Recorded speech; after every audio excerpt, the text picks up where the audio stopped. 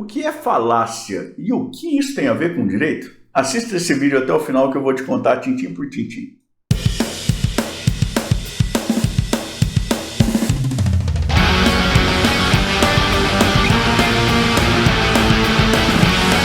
Eu sou o professor Thiago Caversan e compartilho semanalmente, aqui mesmo no canal, vídeos relacionados à teoria e à prática do direito.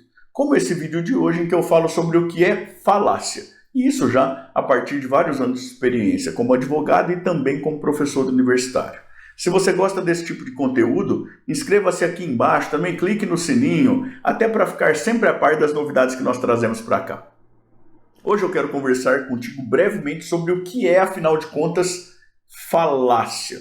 O que é falácia? E eu já vou te contar no comecinho, falácia é uma construção inválida de um argumento. A falácia é um argumento que tem aparência de verdade, mas que na realidade se utiliza de construção inválida. Eu não estou entendendo nada, professor. Eu vou te explicar melhor já, mas vou te dizer até aqui que, etimologicamente falando, a palavra falácia é parente da palavra falha, tá certo? E vou te dizer uma outra coisa, que há quem trate como sinônimo de falácia a palavra sofisma. E eu vou te dizer que eu evito, mas isso muito pessoalmente, porque eu considero que há um grau grande de injustiça com boa parte dos sofistas. Tem gente que muito a partir daquilo que o Platão nos conta, que o Sócrates teria falado e tudo mais, tem uma opinião muito negativa dos sofistas, como se eles tivessem um compromisso com a mentira, com propagar a mentira e tudo mais. E me parece que, se a gente olha a obra de uma parte significativa do sofista, a pegada não era bem essa, a coisa passava um tanto quanto na desconfiança da possibilidade de acesso a uma realidade que fosse absoluta e tudo mais, isso em termos filosóficos, com alguma dedicação, e que daí se coloca uma tantada de gente no mesmo balaio, e que daí sofisma vira sinônimo de falácia, e eu tenho um pouco de desconforto em relação a isso. Mas isso talvez também não tenha nada a ver especificamente com o vídeo de hoje. Vamos seguir então o que é falácia. É então essa construção de um argumento inválido, porque você tem utilização de técnicas que não são válidas exatamente. E fica muito mais fácil entender com exemplos. E aí eu vou até te recomendar que, depois de ver o vídeo, evidentemente, mas que você, porque eu espero que você continue aqui comigo, mas que você dê um Google aí e que você pegue possivelmente aí listas de falácia. Salvo engano, lá na Wikipedia tem uma bastante interessante que vai falando nomes de falácias e exemplos e tudo mais. Eu vou te dar alguns exemplos de algumas que me parecem que são interessantes aqui, já te mostrando mais ou menos como que funciona. Professor, o que isso tem a ver com o direito? Por que eu que estudo ou sou interessado em direito, eu devo me interessar por isso? Você deve se interessar muito por isso, Inclusive, principalmente porque te viabilizará identificar a utilização de falácias na argumentação da parte contrária. E aí você mostrar isso claramente. Você vai poder identificar o uso de falácia, ainda que de maneira involuntária, em decisões judiciais, em laudos periciais, e aí procurar mostrar isso. Então vou te dar alguns exemplos de como a coisa funciona e como que isso entra no discurso na vida em geral, eventualmente em processo também. Você tem, por exemplo, a falácia da falsa dicotomia. E aí, na sociedade em que a gente vive hoje, se alguém pega e fala assim, se você critica alguma coisa do governo Lula, por exemplo, é certamente porque você é um defensor do Bolsonaro, não sei, ou vice-versa. E veja, isso é uma falácia de falsa dicotomia. Por quê? Porque não tem só essas duas opções no mundo.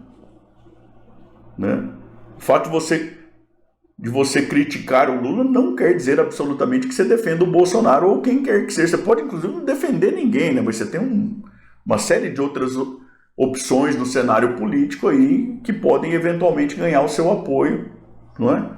Então essa é uma falácia de falsa dicotomia. Você tem uma falácia de generalização apressada, né? Que você tem um monte de exemplos que você pode pensar aí, mas pensa o cara que fala assim, eu fiz negócio uma vez com um cara da cidade tal.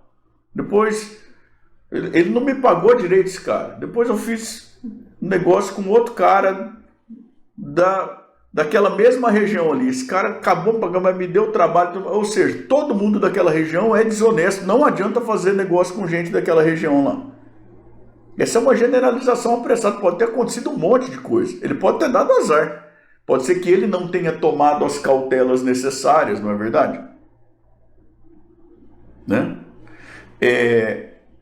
Tem a falácia do escorregador. Estou falando de memória aqui, tá? Daquilo que me parece que é mais interessante. Tem a falácia do escorregador, por exemplo. Que é a pessoa que fala, se a gente fizer isso, nós vamos chegar naquele outro logo, e a coisa talvez não seja tão clara assim. Vou te dar um exemplo, há quem diga. Se a gente começar a conversar sobre descriminalização de descriminalização efetiva, extinção do tipo penal relacionado à maconha, por exemplo, logo nós estaremos legalizando o homicídio. Essa é uma falácia do escorregador, né? Então, a falácia do ataque ao argumentador. Mas quem defendeu essa ideia aqui foi o Hitler. Só faltava você agora querer defender uma ideia que o Hitler defendeu. E isso talvez até limite o alcance do vídeo, a simples menção ao nome, né? Mas veja, aqui é para fins didáticos, tá?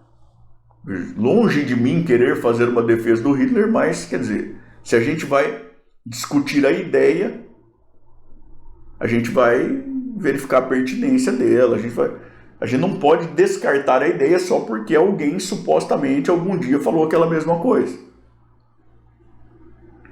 Né? Por outro lado, você tem a falácia do apelo à autoridade, né?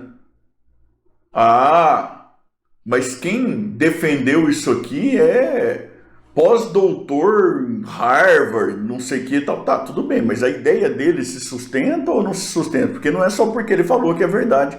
Só falácia do apelo à autoridade. Você tem uma falácia que é comum, que é a falácia do homem de palha, que vale para pessoas, vale para ideias também. Como assim, professor? É assim, do homem de palha ou do espantalho, né, você cria uma imagem que não corresponde à realidade de algo que você quer criticar, e aí você passa a criticar aquela imagem.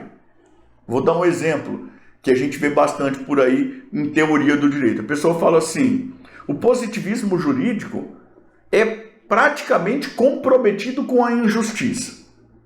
Pausa. Isso é mentira. Isso é uma das mentiras mais deslavadas que tem na face da Terra. E aí a pessoa passa a criticar aquilo que ela diz que é positivismo jurídico a partir dessa afirmação de suposto compromisso com injustiça. Essa é uma falácia do homem de palha. Tem um problema na construção do discurso todo posterior, que é a construção desse primeiro argumento, porque o que ela falou simplesmente não corresponde à realidade. Tá certo? E aí você pega uma lista de falácias, você vê que tem um monte em qualquer lista, e as listas sempre podem ser ainda aumentadas. E é bastante útil que você domine para você... O ideal é que... Eu vou até te falar que tem um livro que foi lançado póstumamente do Arthur Schopenhauer, que é a arte de ter razão e tudo mais. Ele vai ensinar como que você ganha uma discussão mesmo que você não tiver razão. E o que ele está falando lá, na verdade, é sobre o uso de falácias.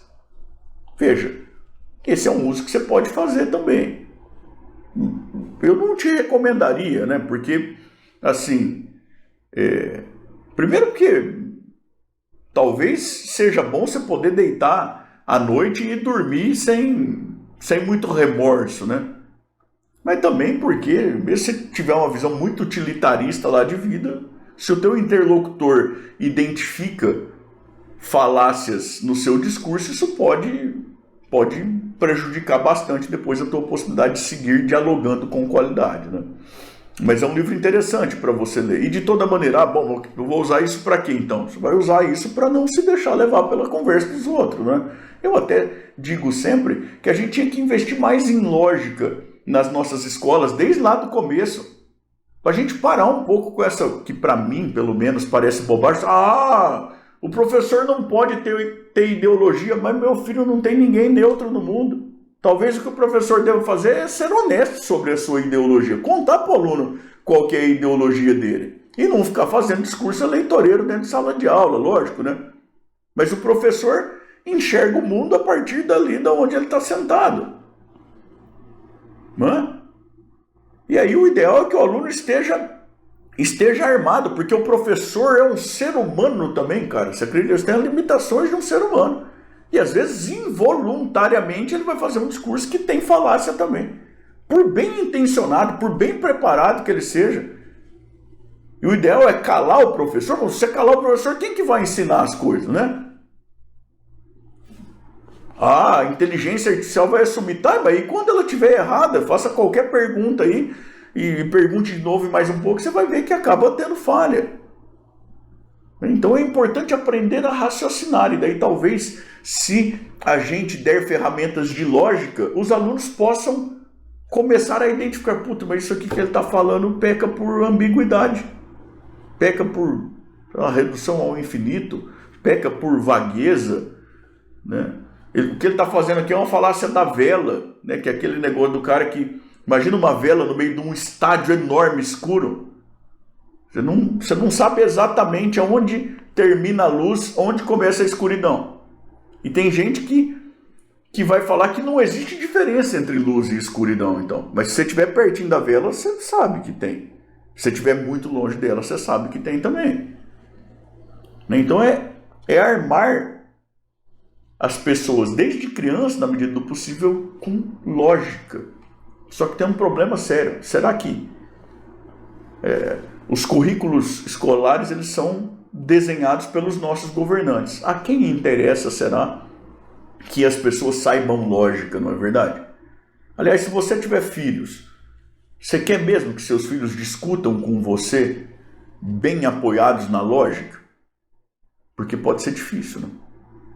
Tá bom? Mas aqui de mensagem final, para não terminar assim, né? É de extrema importância para o seu exercício profissional, inclusive, que você domine bem essa temática das falácias.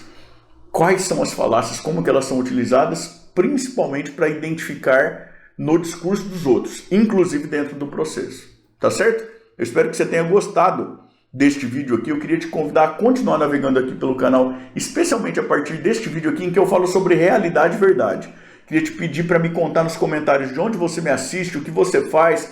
Queria te pedir de novo, por favor, para se inscrever no canal, para clicar no sininho, para me seguir lá no Instagram, no TikTok, porque isso é muito importante para que eu continue produzindo esse material aqui, tá bom? Até mais, tchau, tchau.